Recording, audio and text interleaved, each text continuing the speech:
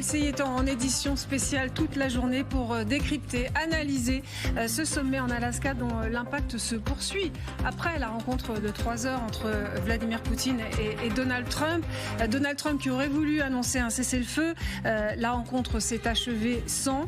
Alors qu'est-ce qui se passe maintenant ? Eh bien, Donald Trump reste sur son idée d'une rencontre à 3 avec Volodymyr Zelensky. Écoutez-le. Il faut maintenant organiser une rencontre entre le président Zelensky et le président Poutine. Et avec moi aussi, je pense. Si cela leur convient, je serai présent à cette prochaine réunion.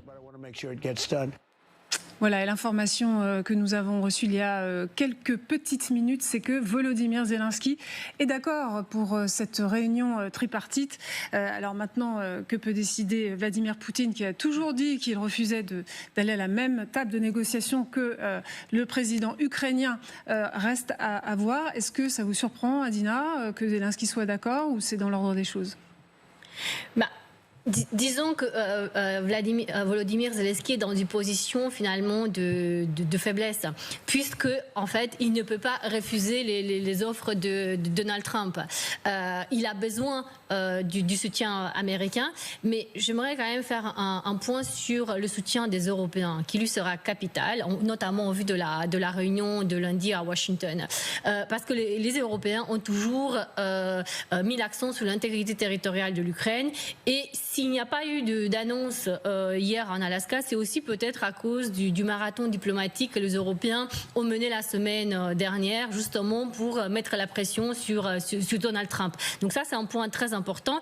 Et puis, les Européens, même si ils se sont montrés peut-être un peu frileux à certains égards, ont des moyens qui reste très fort pour mettre la pression sur la Russie. Pourquoi ? Parce qu'en fait, l'économie russe va très mal.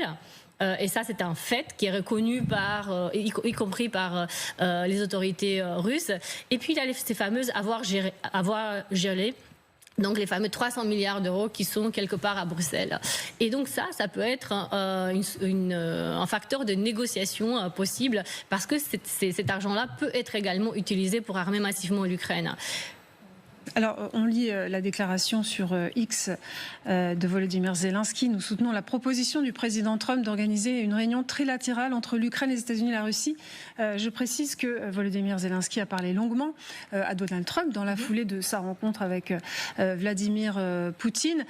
Il y a même eu, alors je ne sais pas si vous pouvez me le retrouver en régie, s'il vous plaît, un petit échange sur l'éventualité de se revoir entre Donald Trump et Vladimir Poutine, qui a terminé par une petite boutade du président russe. Est-ce qu'on peut écouter ?